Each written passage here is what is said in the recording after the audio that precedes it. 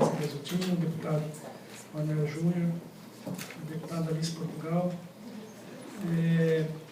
O Ministério da Saúde, a reflexão que nós fizemos, e não é uma reflexão recente, é que a Lei 13.021 representa uma conquista para a sociedade brasileira. Ela tem aspectos inovadores bastante importantes. Ela transforma uma farmácia de cunho comercial para uma farmácia como estabelecimento de saúde, e essa é a principal questão que a gente precisa preservar. O deputado Manuel Júnior, que está com a tarefa aí de fazer um texto a partir da medida provisória, o Ministério da Saúde entende que a conceituação, a definição da assistência farmacêutica, a definição da farmácia como uma unidade de prestação de serviço destinada a prestar assistência farmacêutica de saúde, a orientação individual e coletiva, reafirma o farmacêutico como profissional responsável pela assistência farmacêutica. Essa questão, deputado, de reafirmar o farmacêutico como profissional se encontra em dois momentos na lei. Eu acho que ela é a principal porta de entrada para que a gente compreenda a medida provisória e como que a gente sai desta medida provisória para um outro patamar, entendendo que esse outro patamar de legislação que o senhor vai propor e que a gente espera seja aprovado, que consiga mediar o embate ou o conflito existente, entendendo que essa nova norma não será estanque.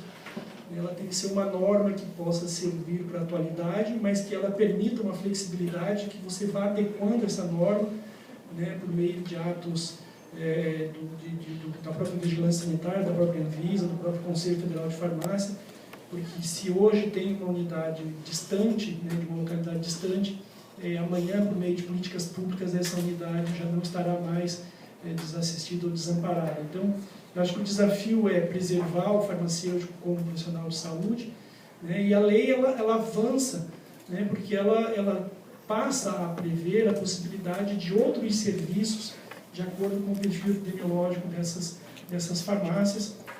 E aí, eu lembro desse debate de muitos anos atrás, a questão da responsabilidade solidária entre o farmacêutico e o proprietário do estabelecimento, para que a palavra técnica, a palavra do farmacêutico, seja valorizado em relação ao interesse comercial. Eu acho que esses 5, 6 aspectos para nós no Ministério da Saúde é inovador, fizeram toda a diferença em relação a esse processo de marcação da nova legislação, mas, como diz o Sérgio Mena Barreto, no meio do caminho tinha a Lei 123 e que creio que aqui para todos foi uma surpresa ter que pensar o contexto da lei como o contexto da Lei 123.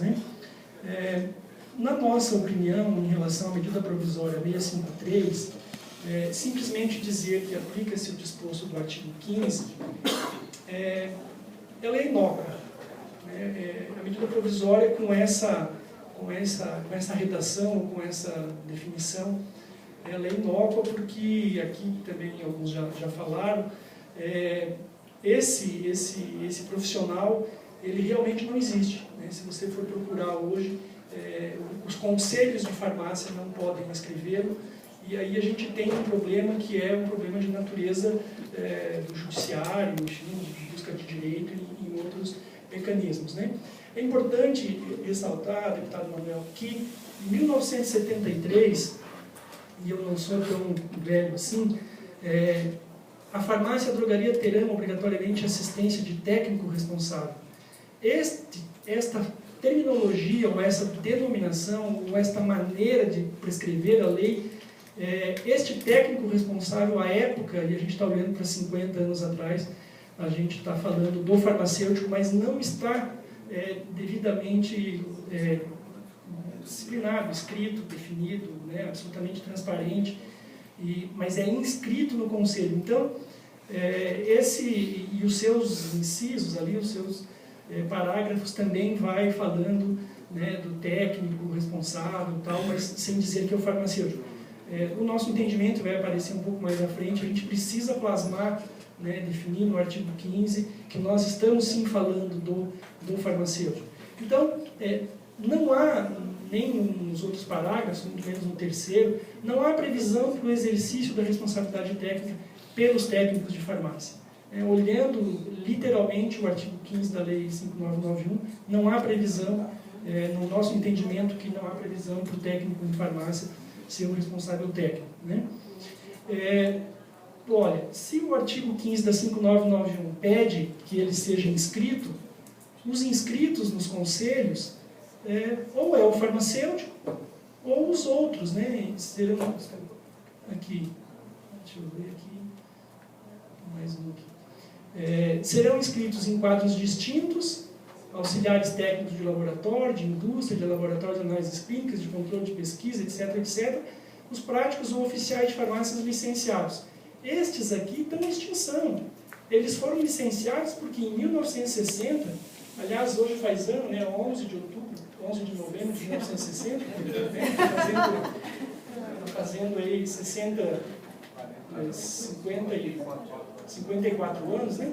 Esse técnico de farmácia que a medida provisória remete um entendimento, ele também não está, porque esse prático oficial de farmácia aqui, eles tinham que provar que eram proprietários das suas empresas, das suas farmácias, em 1960 estão em extinção. Eles, se existem, aí já estão para lá dos 70, 80 anos.